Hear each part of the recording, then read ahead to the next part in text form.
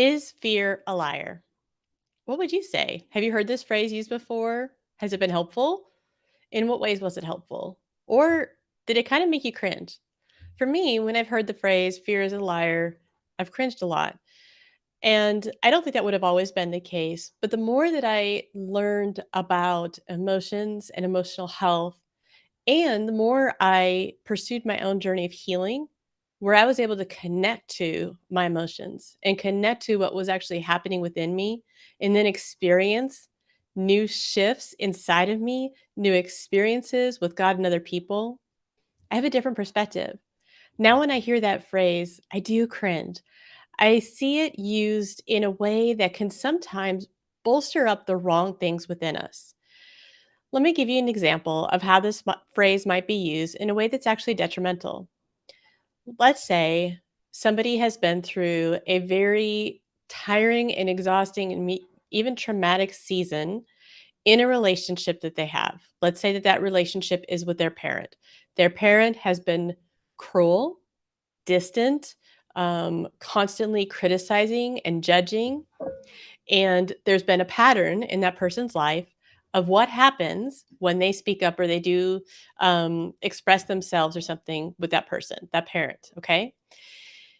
Then they feel fearful when it's time to speak up again, where that parent is doing something that is harmful or damaging. They're afraid to say it because they're afraid of the repercussions of it. Along with that fear, there's some underlying messages because when we have these different these experiences with other people, they shape our identity. They shape our core beliefs, the things that go on deep in our hearts. They're kind of like these anchoring places that we operate out of. Okay. So then they're in church or they're listening to the radio or they're talking to a friend and someone just says, fear is a liar. Don't you believe that fear? You need to just move on and be yourself.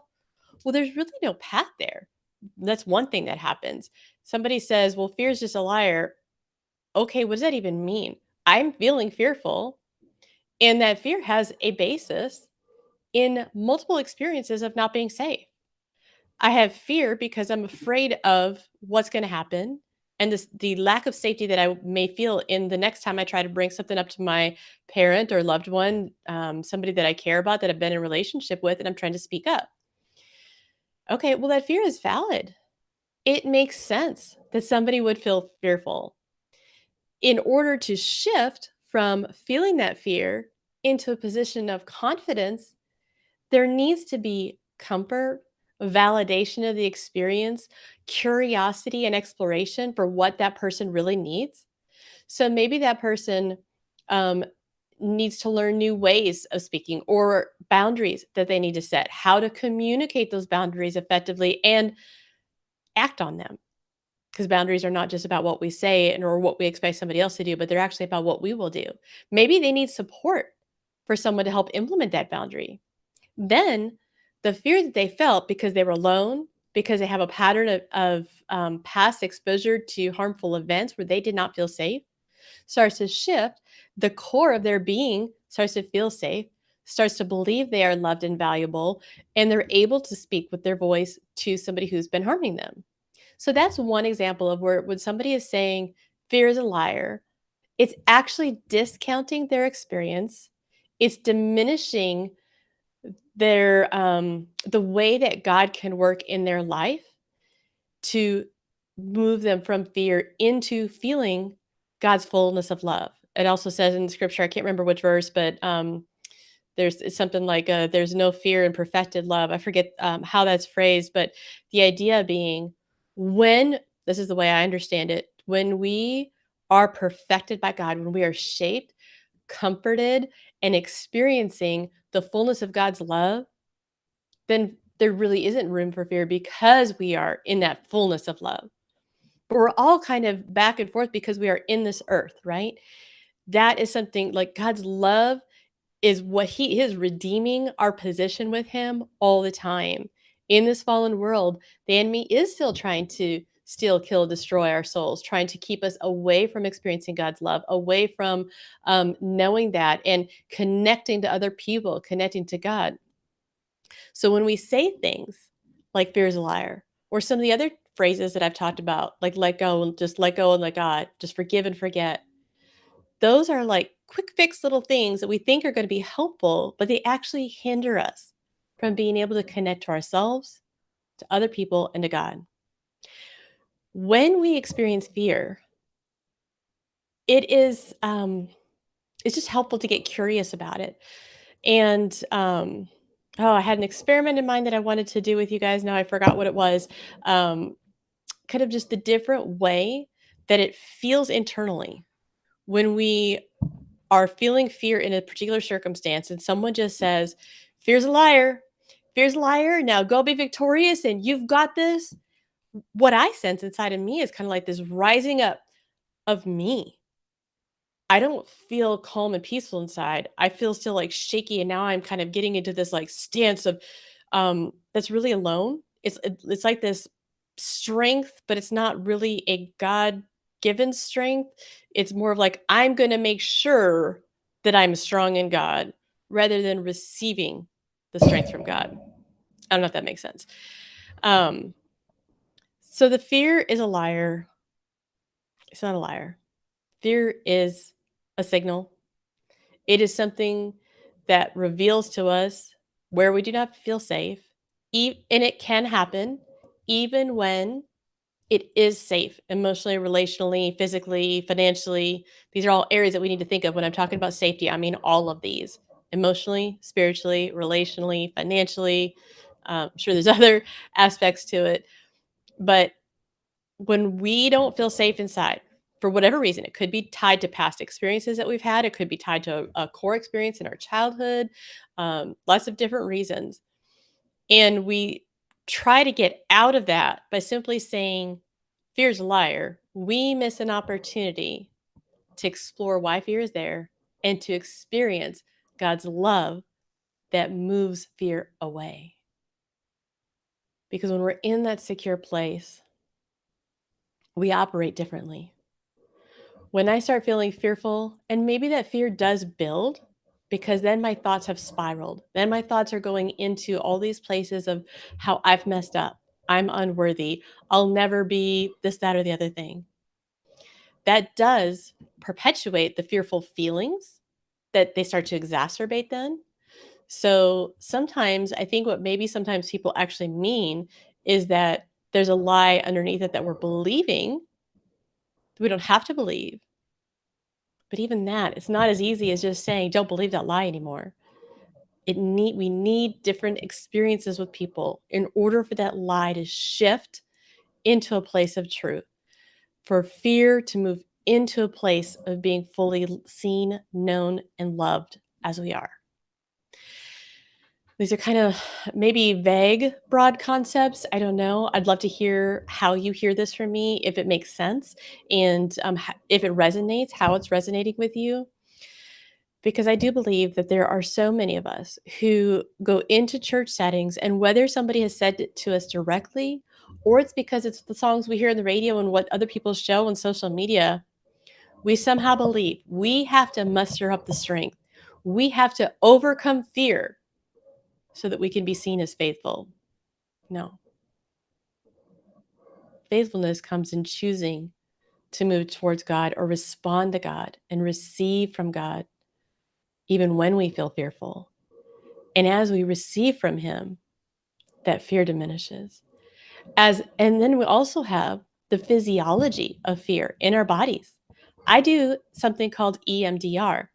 It's a therapeutic modality that uses some simulation in the brain to help the emotional center of our brain process things that kind of got stuck, overwhelming events with thoughts and beliefs and experiences that all get kind of bundled up together, and it helps process that out. So then you have a physiology in the body that experiences fear or anxiety, a shakiness, and you may not even know why it's there. It's been there for a long time. It started to build up over time. But EMDR, through that process, can help your brain shift things so the physiology in your body experiences less fear and anxiety. I've experienced this personally. There were areas of fear in my life where in certain dynamics, and I couldn't really describe it, but dynamics in certain situations, that if I said something, I would feel shaky all over. There was a lot of fear. And someone could tell me, well, fear is just a liar. Just raise up and say what you need to say. I felt more alone in that. I did not feel helped or comforted and strengthened in order to move out of that fear. But through the EMDR process and the experiences that I had with God through the EMDR process, physiologically, things shifted inside of me to where the next several times, almost every time, when those same dynamics happen now, my physiology is different. My arms don't feel like nerves are going to spring on my body. I don't want to shut down and run away and hide, or I'm not fighting against something. The things inside of me have shifted because there's been processing in place. So, because I knew the fear was there, I was able to get curious about the fear and deal with it, get healing for it, get counseling support, therapeutic support, friend support, people who could hear me voice the reality of the fears that I was experiencing. That helped me to move into a new place. So, if you say the phrase fear's a liar and actually you're meaning Satan's a liar, I get that. That's how I would interpret it. Like, yes, Satan does lie to us. He's trying to constantly tell us that we're not worth anything, that we aren't fully loved by God, that he doesn't fully see us, that he's not with us, that he's not there for us, that he doesn't have what we need, that we aren't valued, that we should be something better than we are, and that we have to be in order to be in God's presence even. And those are lies. Those are absolutely lies. But fear is a signal of something that's happening. Listening to that signal, getting curious about that signal can even bring to an awareness that we are hearing those things constantly in our mind so that we can deal with those intrusive thoughts, so that we can deal with what the enemy has done to steal and kill our souls and to pull us away from God. That curiosity leads us into a place where we can now attend to why that fear is there or what we need so that fear can go away. So that again, the fear moves into perfected love, where we can experience God's peace. And then the physiology, opportunities to help the body shift and experience less fear. We need to have some fear and some anxiety because it is designed to get us to act, right? All emotions are designed to get us to act. They signal something going on within us and they're trying to get us to do something, right? When we feel sad, we need to release the tears. We need connection. When we feel angry, there's a sense of injustice that needs to be resolved. And maybe it's, accurately perceived injustice and maybe it's not, but we get curious about that. That brings us into a place of connecting to what's going on inside of us, which helps us be at a more real place that we can present to other people and to God so that God can meet us in those places. Other people can meet us in those places. If we don't ever examine it and we're just like, oh no, fear's a liar. I'm good. I'm just going to believe that fear's lying to me and I'm going to hold on to these truths and I'm just going to keep powering my way through it. All that really does is keep us alone, keeps other people at bay from meeting us in our needs and comforting or validating our experiences, which ultimately leads us to not feeling perfected in love. We're more alone, we're more prideful, we're more away from God, even in a mindset that says, I got it all. God's got it all. If here's a liar, I'm good. So, my point in all of this and the whole series of all the things that we say is to step back a little bit from the things that our brains are quick to jump to because they just are. We want quick fixes. We want things that just make it better right away and we want to help other people.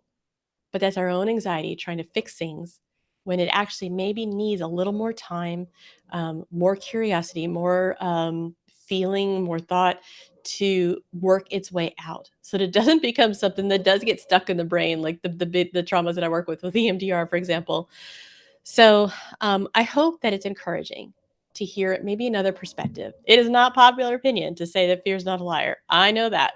I know that it is very popular to say that, and you will constantly see people say, yes, right on, fear is not a liar. And I really do think that a lot of people are actually meaning Satan's a liar. We know that Satan's a liar. We're not going to listen to Satan. And yet, even when we do not want to do the things that we do, or we want to do things that we don't do, like Paul talks about, there's a reason. There's something deeper that needs to be explored and maybe needs healing and or some kind of revealing that the Spirit wants to do. So we can make ourselves available. We can notice what's happening within us. We can bring that before God and ask God what He has for us, and then choose to receive God's either voice in our lives, or His comfort through other people, or His help through people like a counselor or a therapist. Those are just different ways that God can work and we can receive what He has for us. So I am praying for all of us that whatever fears are rising up in you today, you'd have an opportunity to hear from the Spirit. What do you need?